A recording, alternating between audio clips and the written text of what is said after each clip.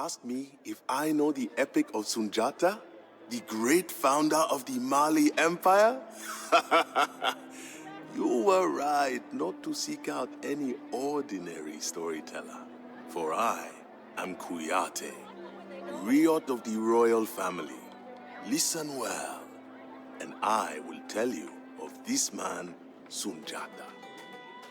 Sundjata was born to the second wife of the king of the Mandinka people. For the first several years of his life, he could not stand upright. A blacksmith made a sturdy iron rod so that the boy might prop himself up on it. But even that broke beneath him. Then Sundjata found a branch from the sacred baobab tree, and miraculously, he took his first steps. The king's first wife seethed with jealousy, however.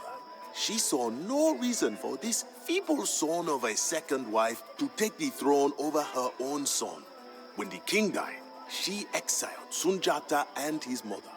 They fled to faraway lands, but each kingdom feared the wrath of the Mandinka and would not take them. Only the Mema, far to the south, did not fear the Mandinka.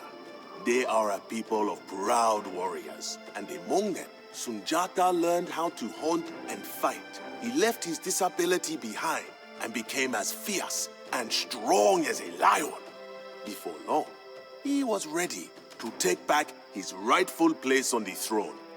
When he arrived, however, he found the Mandinka capital in flames. Sosso warriors from the far north had overrun the capital on the river, slaughtered the new king and all of the royal family, and claimed the land of the Mandinka for their lord, Sumanguru. Sundjata barely escaped the raiding parties ravaging his homeland. As the only survivor with a claim to the Mandinka throne, Sundjata would never truly be safe. Sundjata knew that he had to bide his time and hide from the Sosso spies until he was strong enough to strike back.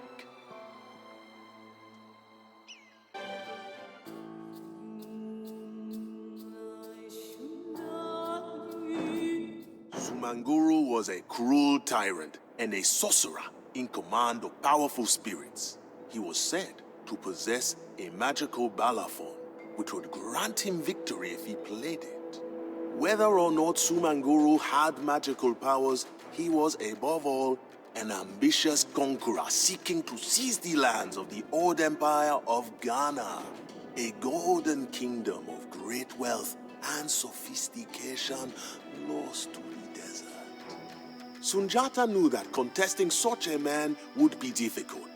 The Sosso had allied with other tribes in the north, the Jollof, the Diafanu, and others who profited immensely from Sosso control over the Saharan trade routes.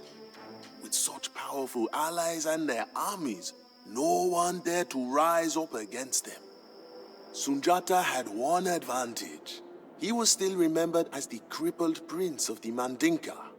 As long as this was believed, the Sosso would dismiss him as inconsequential and he could build his own army. To provide proof of his miraculous transformation from crippled boy to strong prince, he took up the baobab branch from his youth and began a journey. From people to people and kingdom to kingdom, he traveled to rally support and prove that he was strong enough to retake his ancestral lands from Sumanguru. Sangaran, Labe, Niger, Gabon, and Ouagadougou. One by one, the kingdoms of the south and east rallied to Sundjata. But for every king who supported the Mandinka prince, it seemed that Sumanguru conquered 3 others. As successful as Sundjata had been, his coalition could not hope to defeat the Sosso just yet. Sundjata needed a better plan.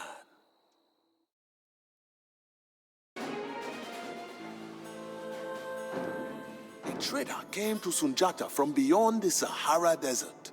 He had a deep, thick Arabic accent and told of great gold deposits in Sumanguru's lands. But Sunjata did not permit the traders access to this gold. The tyrant gave his allies control over the gold and salt trades, leaving the merchants at their mercy. This trade was the flowing blood in the veins of these kingdoms. If the blood stops flowing, the body will wither. Sundjata thought about the merchant's words. The next day, he assembled a band of raiders. If trade was the blood of Sumanguro's empire, then Sundjata would drain it, just as one drains an animal after a hunt. Sundjata raided with unbridled success. With trade diverted into Mandinka lands, allegiance to Sumanguru began to waver across his empire. Sundjata put the gold he gained to good use, assuring that his people and allies profited from the new riches. He had proven himself not only an able commander, but also an able king. With his newfound successes came greater attention though. Every city in West Africa bellowed the name of Sundjata the Lion, king of the Mandinka, the king of Mali. Sumanguru could no longer afford to ignore the once crippled prince. He assembled a vast army for war.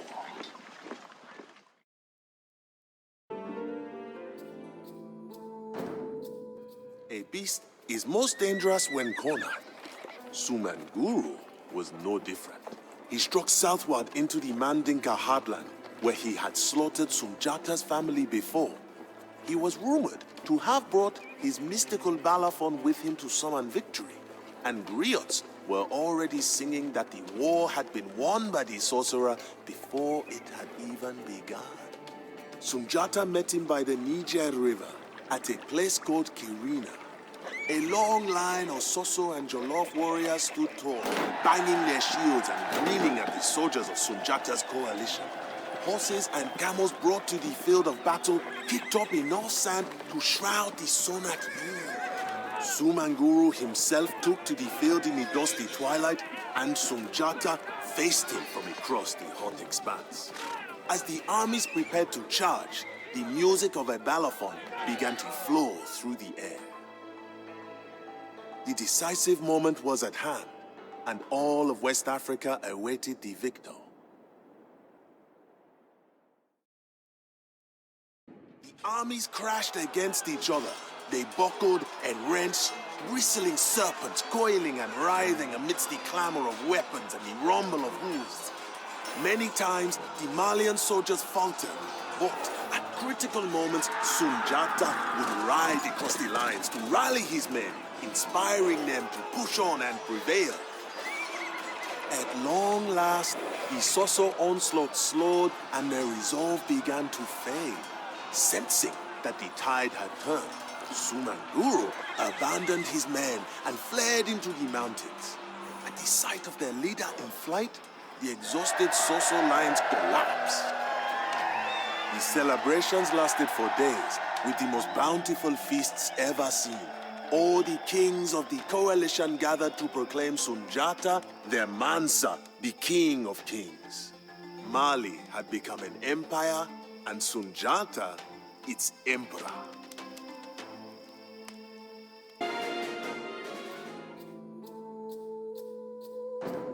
Mali now dominated the land on both sides of the great Niger River.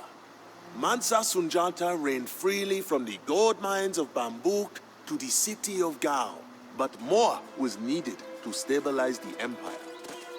Sumanguru fled to his stronghold of Kumbi Saleh, still wreaking havoc wherever he could. As long as he lived, he would be a threat to the peace of the realm. Sundjata called upon his men once again and began a long siege of the mighty Sosso capital and former seat of the Ghana Empire. Sundjata would not be denied his final victory.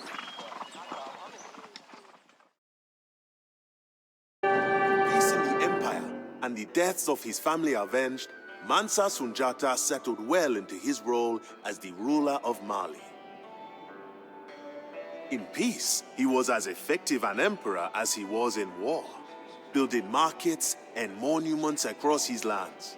He was a model for all emperors to follow, making his country a center of learning and culture at the edge of the Sahara. And so I remain to tell his story. Balafaseke Kuyate is my name, his humble family historian, a griot of superb bloodline and patronage.